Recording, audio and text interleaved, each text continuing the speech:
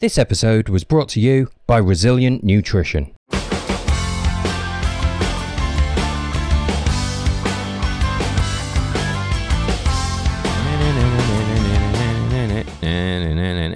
You haven't heard this theme tune from this side for a while, have you? Not from inside the studio. No, inside the studio, as if we aren't separated by most of England at the moment. Yeah, I've obviously heard it. I've been listening to every episode. I have it on my favourites list, so whenever a new episode comes out, it gives me a little notification. Is that true? Do you listen to every episode I put out? Wow, that's good. Because I have to say, I don't listen to every episode I put out. I don't. You've heard it. Yeah, well, I was there. I've been in it. It's not like I need to refer back to it. Also, just like everyone says, your voice does sound mental when you listen back to it on a recording. Yeah, I mean, you know me.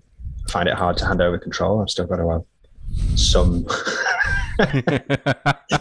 I've never noticed that about you. It's not something come out. Hey, mate, I've just realised we're 1 minute and 7 into recording now, and we haven't said pal. Okay, shall we just... Pal? Pal. There we go. All right, it's there. That's because we're out of practice. Yeah, so. It is. Yeah, we haven't both been at this for a while.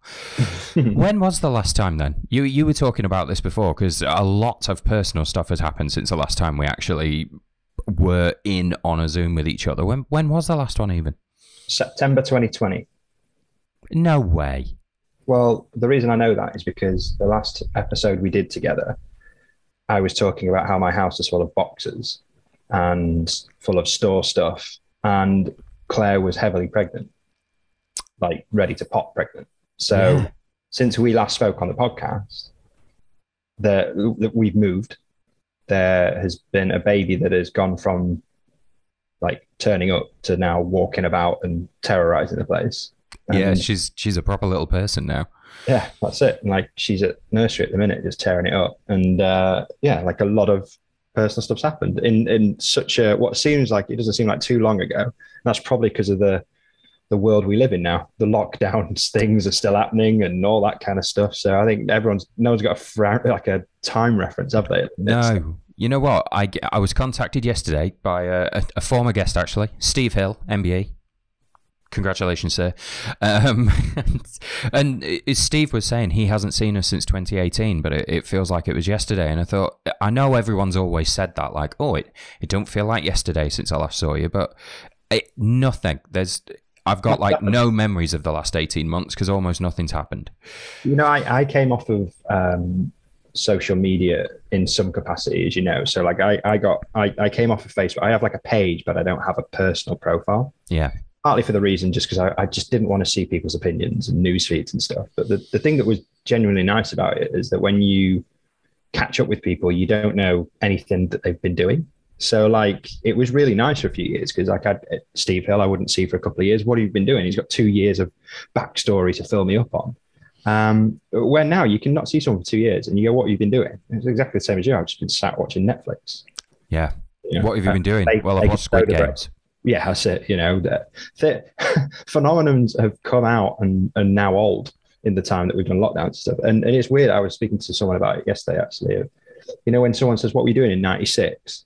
I have to like think back and go, 96. Okay, that was like boom, boom, boom, Out Air Brothers. I was rocking around in like Adidas poppers, tearing it up, drinking probably 2 liters of Cherryade and American cream soda. That's what I was doing. Yeah. It takes me like a bit of thought process. When someone says, what are you doing in 2020 and 2021? I'll know exactly straight away. COVID. Yeah. What were you doing in 2020 or 2021? Well, in 2020, I watched the entirety of Lost from start to finish, just to see if I still thought that was good. And in 2021, I rewatched all of Game of Thrones. That's it. Those are my primary achievements over the last year and a half. I watched Game of Thrones for the first time, and now I'm on Suits. So. Suits is on my list. I haven't got there yet. It's funny when you watch it. You'll for anyone that's watched Suits out there, go, it's so good. Meghan Markle's in it, of course. Oh. Her character in it, sometimes she's a bit like, snidey or whatever, and you can't help yourself go, typical Meghan. you can't help associate. Now stirring the pot, ruining Ridiculous. Anyway. Yeah, so for anyone who is wondering, you've tuned into Will and Kris reviewing Netflix. That's what we've been reduced to by the pandemic. We're supposed to be people that talk about adventures and expeditions. This is an outrage. Not many have happened, mate, have they? And obviously what we tended to do is use these calls as an actual catch-up where we've not hardly spoken to each other, so we are actually catching up. So sorry, listeners, we're, step aside a second. Me and Will are just going to have a good old chill. Yeah. Take it. You're in a new gaff as well, aren't you? You're I mean... Yeah, we got pandemicked as well. Yeah, living in the city centre turned out to be no fun whatsoever in the middle of a pandemic. So we decided to get out of Sheffield because we were literally living... Euros, actually. I bet the middle of the Euros probably wasn't that great for you living above a... That's what did it. Yeah, people warned us. We moved into like a 6th floor, big balcony, view of the whole city. We were really excited when we moved into it. But of course, we'd moved in during the early stages of lockdown, and it was quiet and peaceful and serene and had these great views. And then the Euro started and it was hell. We lived in hell. How many times have you listened to Baddiel and Skinner in the last 24 months? I will never listen to that song again in my life. I've heard it chanted by drunken people for so long. Hours. They never get bored of it. God, I was done. I didn't even watch most of the Euros because it just poisoned the whole thing for me, and that's it. We got out. So yeah. Either way, you know what? Lockdown in many ways. Anyone that's had a baby will know you're essentially in a lockdown anyway. You can't really leave the house. Fair point. So that was, if there was ever time to have some kind of lockdown, it was then, I suppose, in my life. But it's just been actually quite busy as well. Yes, some of that busyness has been like prepping for races, putting them on, and inevitably them not happening. But actually, there's been a lot of growth and movement and weird things and crazy things and good things that's happened in the last time, in the gap of time that we've spoken. So, turning everything into a positive, like actually, like any event company, this time period has not been kind to us, but actually some cool stuff's happened. So when things do come back to normal, which I think I said this on the last episode in September 20. I don't think we're far from the end, but actually I don't think we're far from the end. So when that happens, everyone's going to want to go out and explore and adventure again. And hi. We'll still be here. Yeah, good. I mean, I haven't had a conversation with anyone over the last 18 months that hasn't started with at least a few minutes of unpacking your gripes about the pandemic. Like that, I think that's just a normal part of society now. But let's move forward slightly. We did actually get some stuff done this year. We did. Yeah. In this time, it's one of those things, isn't it? Of like, if that happened, would this have happened? I genuinely think if the pandemic didn't happen, the Highland Ultra wouldn't be a thing. Now that's very true. Yeah, that was on my desk for ages before I actioned it, if you know what I mean. It was there, it was on the background of yeah, we'll get around to that. Sounds amazing. Because at any given time, there's a handful of sort of future plans in different destinations around the world, and this one had been buzzing around in the background, and then the pandemic comes. You think, time to dust that one off. Yeah, I mean, like my inbox is relatively busy with people just, hey, you know what, a race would be really cool here, and they send you the stuff, and we have like kind of like a filter process of, what are our expectations, what do our guys expect, what's this, that, and the other to make a really cool, amazing race, and they kind of filter up, and the Highland there was like bubbling around 2 or 3, but it just kind of got pushed up to the top because we couldn't go anywhere else, so I had a bit of time to look at it, and what a cracker that was. So. That's now part of the calendar. We had our first 75 runners go through. It was every bit of adventure that we wanted, and next year's sold out already at hundreds, and I think we're just about to launch the dates for 2023 as well. So we've already got people asking about that. Yeah, and the race is selling out is one metric of success, I suppose. Like, people enjoyed it and told their friends and stuff. But actually, I think the thing that I'm most proud about is the kind of partnerships that we formed on a local level. Like, literally having the guys run through the woodland that they're creating and having every supplier be local and this go into here and this go into here. And the stuff that's coming with them is insanely exciting. Like in April, we're going to get carbon orbited. So, Neudart is as an area, and we're going to be part of that. So we're gonna actively aim to try and become carbon neutral with that race in the next couple of years, and have a very. We would never be able to afford the audit from this company that's doing it, but because the guy who does it, he's really high up. I think he's like, I don't know what the connection is, but I think he's really good friends with Zuck and stuff like that. Like he's really high up.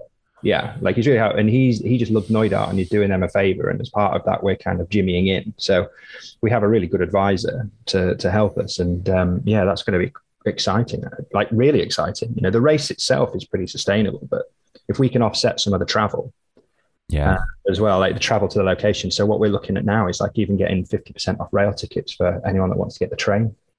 Awesome.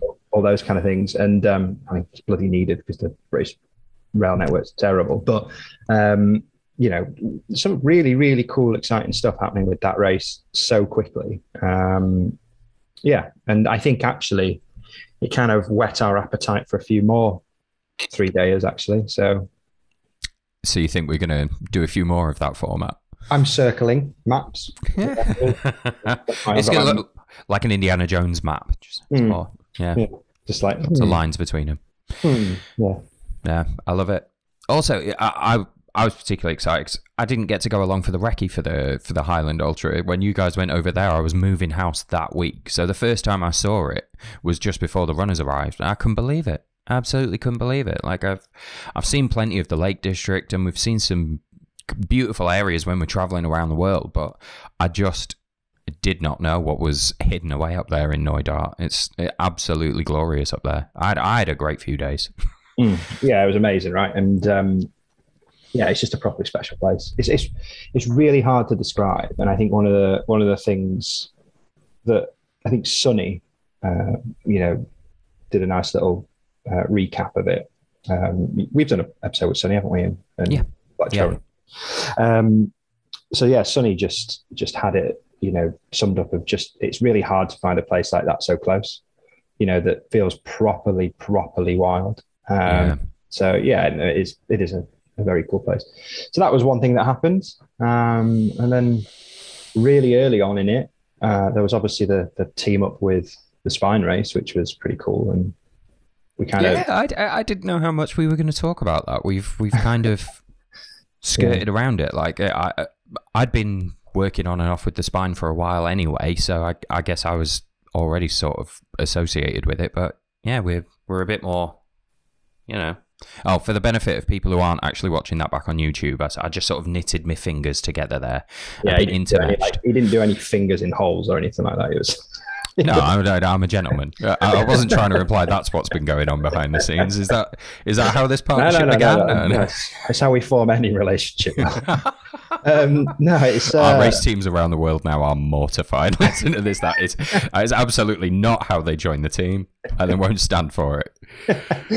So I mean, let's just say what it is. The Spine race is owned by the community of the Spine community. It isn't, even though the business is owned by Phil and Scott, the race itself belongs to the community. So it was no secret that that Scott wanted to move on to some newer stuff, and we were already good friends with the guys at the Spine, and I loved the race, you loved the race, we had the same medical cover, we had the same ethos, we had some full-time staff that they needed, they had loads of kit that we needed, and it just made absolute sense to just join forces. So we didn't make a big thing of it, mainly because we didn't want anyone thinking that this is some kind of like corporate takeover. It definitely is not that. It was more, okay, this lockdown's going to hurt. How can we help each other, and how can we become, one of the best race series on the planet?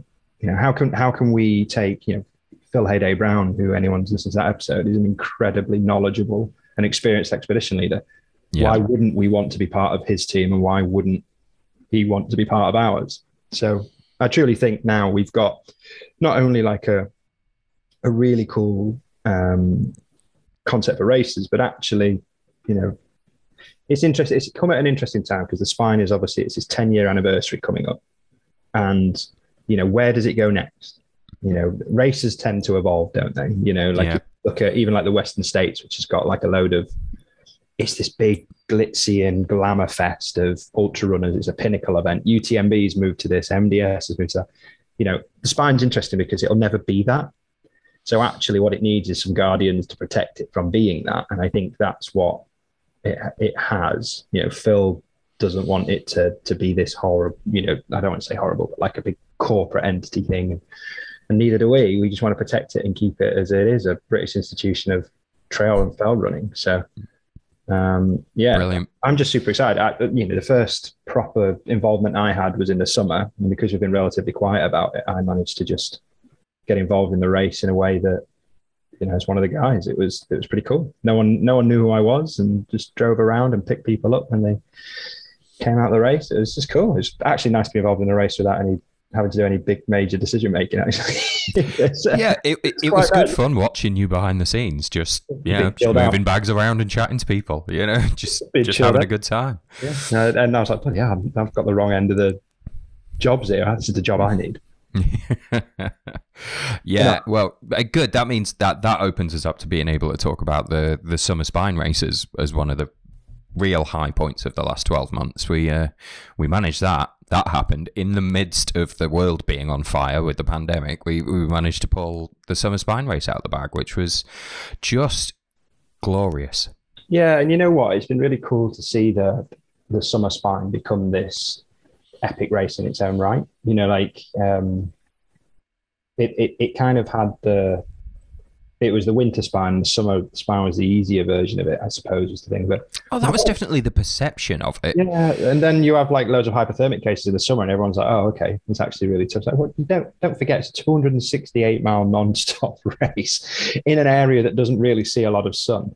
So you're kitted slightly different, and you're moving quicker. There's still the risks of everything like that, and there was loads of people, loads and loads and loads of people that dropped. It's the same kind of DNF rate. The only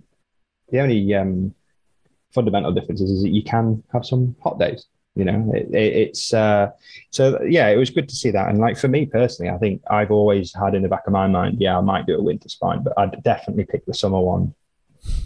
As a runner, I'd definitely pick the summer one. I've just done enough winters training in the Peak District through the winter to want to do it, you know, like, so yeah, it's cool. It's really cool. And the Spine's a great team. The volunteers and everyone that I've met are an amazing set of people. So yeah, it's a cool thing. Again, would that have happened if it wasn't for lockdown? Possibly not. I don't know. Yeah, having that winter event cancelled in the January definitely helped make, you know, big up the summer event. So yeah, let's have that as a pandemic silver lining. It's turned the summer race into no longer looked at as just the little brother of the winter Spine. Now it's a thing in its own right, and it was great. Ian Keith and Anna Troop had absolutely storming races. And yeah, I mean, Anna Troop had a storming year. She's been on the podcast twice.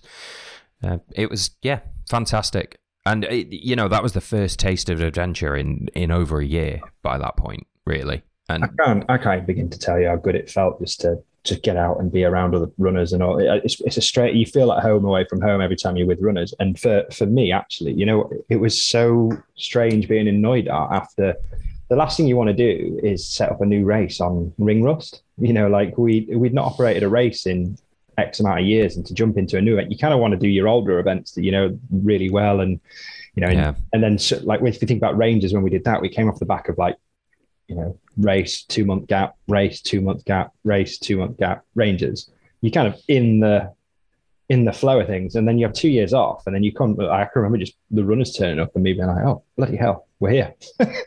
Just kind of having that kind of, and the summer just kind of, you know, I think everyone was a bit even surprised at the summer event because obviously we'd been through that kind of weird time, and everyone was like, "Oh, now race is on." It was in that, you know, it was one of the first out of the blocks, if you know what I mean, when races were actually starting to happen and be on people's feeds again. And it was cool. So, you know, you look at all the bad stuff that's happened over the last couple of years. What has happened is we've merged with a company that is incredible, and now we've become one big kind of family, and that's working all really well. We've got a new race. And actually now we've got the appetite for not, one or two more races, but actually we're looking at over 10 new races to add to either or. So we're busy. And I want to be able to talk about some of the places I've heard you mention publicly, and I know we can't, but some of them just sound absolutely epic. Well, one of them people will know of, like quite a lot of people are chasing about the Mountain Ultra in Japan. Oh yeah, of course. We were supposed to recce that in May 2020, and that was it. Hard lockdown time. So that was designed, that was ready pretty much to go, and then I was supposed to go out and do a recce, and then you look at 12 months after recce. So you go do the recce, get all the final kind of GPS stuff, and then you take 12 months off. Or we take 12 months, ideally, from that point to get fine-tune it to be one of our events. And we were in that stage. I was just about to go out, and then it would be in the following year, which is why we kind of put the registration of interest up. But then, I've just not been able to get out there. So one of the things it's actually made us do is look at where, obviously, as part of the Global Race Series, we've got the Desert Ice. The mountain race is the thing that, Desert Ice Jungle, and the mountain's the one that we want people to finish on. And I've been super protective of that race because I see myself as a mountain guy. So Rangers is a race that we developed in that time instead of the mountain, because we just thought, how cool, how could we not? Because how do you turn down that? How do you turn down that opportunity and take time to develop that? But when we came to do the look at the mountain race and we were looking at locations, actually we were between two, Japan and another one. And we are going to do the Japan race. We are, but I can't get out of my head the other one. If this was like a 90s rom-com, I'm between two women trying to choose which one I love. I'd be Hugh Grant in a scarf, like bumbling around. Incredible. So I think actually we're going to end up with two mountain races. There'll be one in the series, in the Global Race Series. So you'll have Jungle, Desert Ice, X mountain race, whether that be Japan or secret location. And then there'll be another one. The other one of them lends themselves to a 5-day. One of them could be a 3-day or a 10-day. So it's either going to be shorter or longer. It's either going to be a 3-day like Highland, and it's a taste of things to come, and a good way to do a multi-day on foreign soil that is getting you into the 5 days. We actually have a lot of people that are coming off of the 5 days because they've done loads of 5 days and just can't commit the time to it. So 3 days work well. So that's why we look at these 3 days. Either end of the scale, you're looking at doing multi-days, or you love multi-days, but you haven't got the time to commit to the big, year of training. So 3 days work because you have that fitness and experience to do it. But it could also be a 10-day, and it becomes a different race over 10 days in the mountains, because when I did the maths on the climbing of that, just one of the days had 4,200 meters of climb. It would either be the final day of a day 3, or it would be day 3 of a 10. Or the final day of my life. And, it's a stunning place. But because we hunt out these wild places, there is just no infrastructure. So where Japan has got the infrastructure and all that kind of stuff, when we ask if it's wild, is it remote? Yeah, sort of. But, so that's why I'm trying to, the global series is wild away from everywhere. So that's why Japan as a mountain race to me sounds incredible, and we will do one. I'm just not overly convinced it's going to sit into our global series as that, where this other one is just like our others. No phone signal, no infrastructure, hardly anyone that even has attempted to speak English. Like even that point of me trying to find local fixes and contacts has been incredibly difficult. So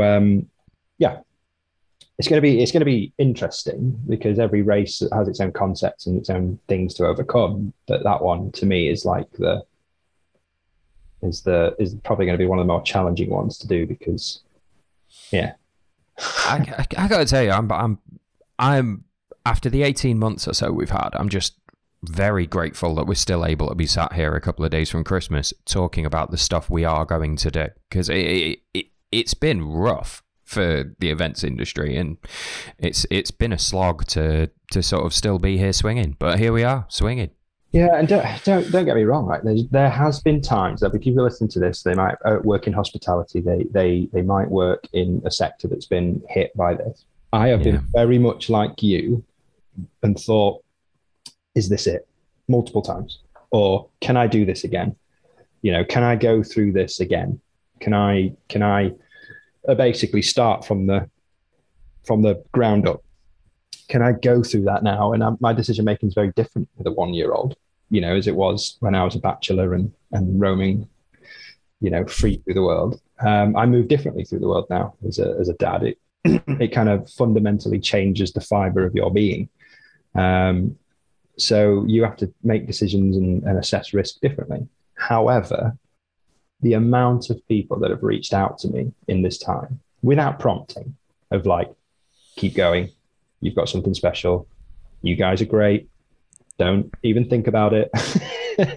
There was a defining moment, I think, in the period of coming back from Highland to now, where it's like, no, let's double down, let's go, let's go big and do everything we wanted to do and do it quickly.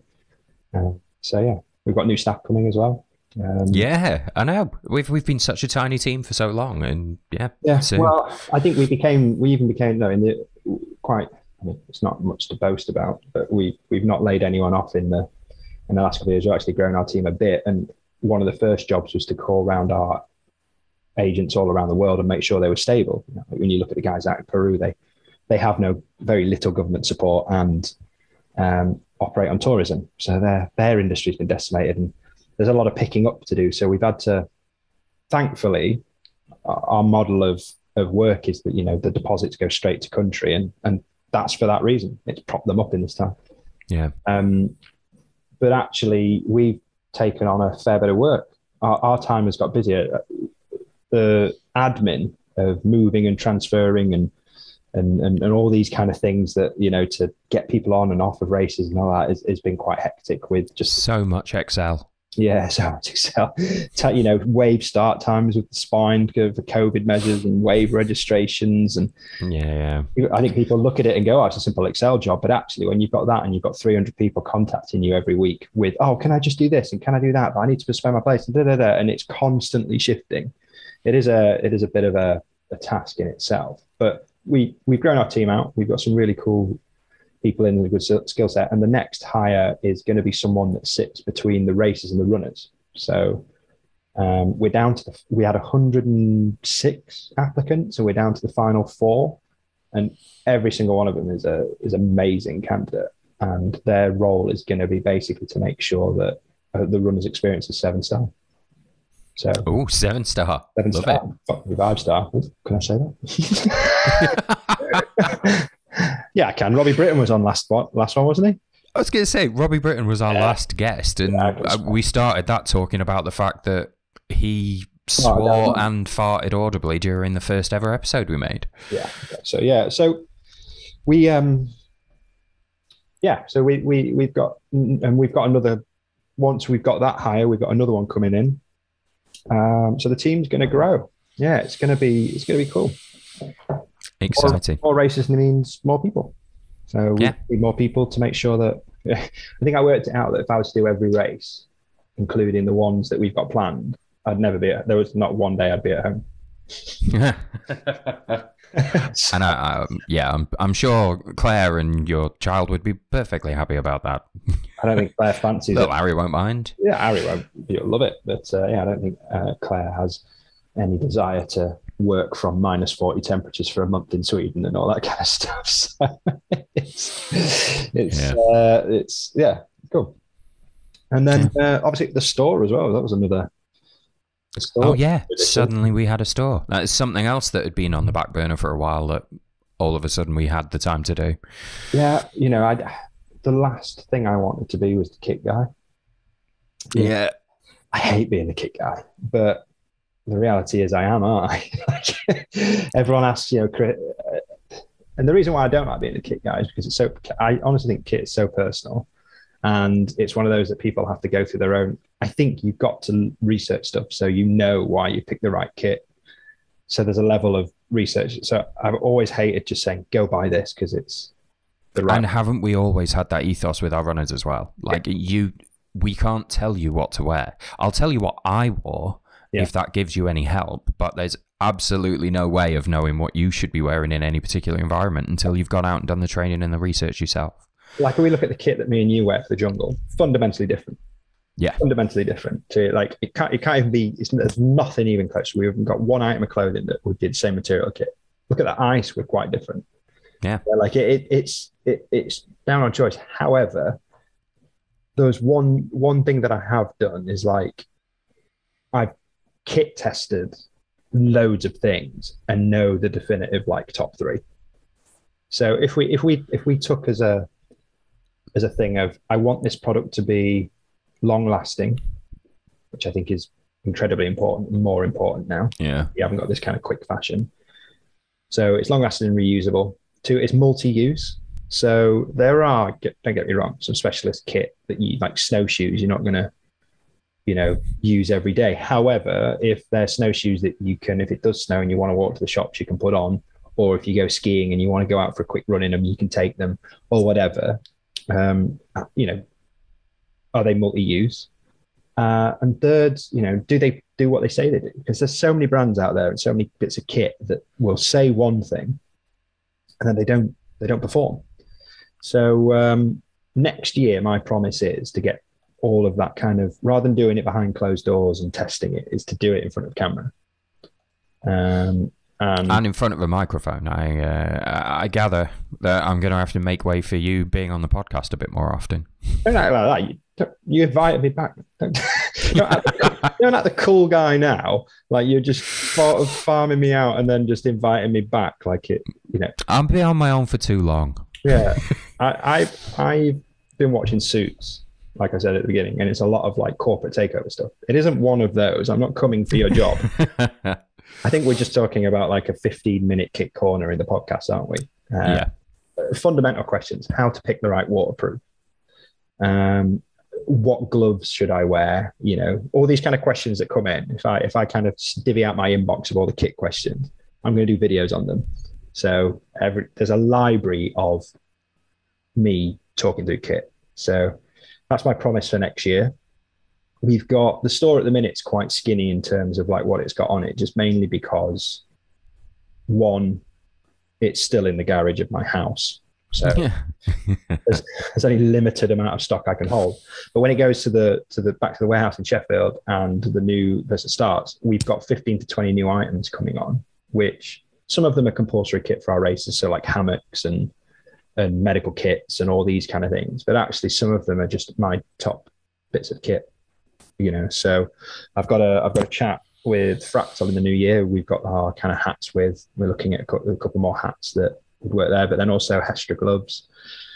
Oh, excellent. The Hestra gloves are the best gloves on the planet. The Montane prisms that we stock are very, very, very, very good. But Hestra are just those all-rounders that are amazing as well. So we're going to have a couple of alternatives of each product through the store for everyone, and hopefully it's the place. And if you're on one of our races or you're a podcast listener, you'll get a discount. Even better. There you go. I didn't know that. Have that, listeners. Yeah, so if you're listening and you've made it this far, well done. You deserve a discount. Yeah. But yeah, so as of this episode, should we say, let's do that? Oh, right. Okay, go on. What are we doing? From this episode, there'll be a discount code. I'll make one later today. And you can stick it in the bio of the thing. Cracking. I'll add that to my to-do list. Done deal. So yeah, anything on our store that you want, guys, Everything Endurance podcast listeners get a discount anytime. Well, that was live and exciting. Yeah. How fantastic. End of the year, mate. I've already had 2 minutes. Merry Christmas, everyone. Merry Christmas from me. It's 11 a.m. I've had 2 mince pies and I'm on my third coffee. He's had a sniff of rum butter. Is it? Bailey's, mate. Bailey's good. Oh, yeah. Sorry. I'm not an animal. It's not after midday yet. So, is that Bailey's coffee you've got in front of you? Might be an Irish one. Yeah. Hey, it's Christmas. It's the 23rd, mate. It basically is actual Christmas. Well, you know what it actually is I've got to a point where I need to accept that I've got to get rid of this dad bod. So it's my final week of madness. Yeah, I've got a lot of January target set up for me. I don't know why I'm sounding miserable about it. I want to get out and stretch my legs again. Yeah, if anything taught us is that the Highlands.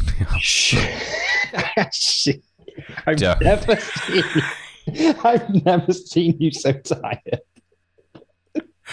My favourite bit about that was that, I mean, I remember thinking, it's a 15-mile stretch. It's a 15-mile stretch that I need to walk. I can handle that. I've gone a lot further than that. I'll pack light. It'll be all right. And I died. I was dead.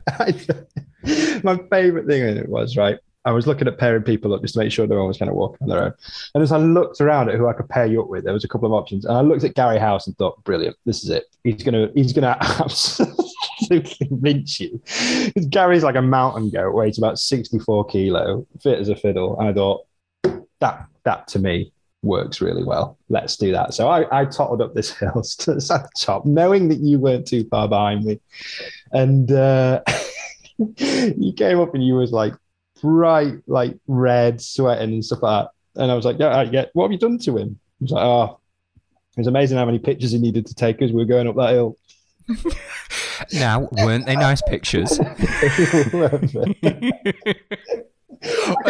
can just imagine you back at some parts just stopping and going, click, click. Doing my best not to throw up in front of Gary House and pretending to take photos of Highland cows. Yeah, it was great. And then I finally get up to the top of this slope, and there's now what? There's you there, Hazel Robertson, Mimi Anderson, and Gary House. So I couldn't have been standing among a group of much fitter people. I just remember stumbling up to the top of that rise and going, I am fucked at the top of my voice, and just sort of falling down on my ass at the side of the trail. Like, I've had enough of this. Yeah, so we all need to just get in a position. We all need to, it's time to lose the dad bod. I don't even have being a dad as an excuse for the dad bod. My excuse is I took up bakery through the lockdown. Do you know with your mother-in-law at the minute? Yeah, that's it. That's a reasonable excuse. Yeah, I'm comfort eating. Yeah, I think that's a decent excuse. Yeah, but it's time. It's time. Incredible.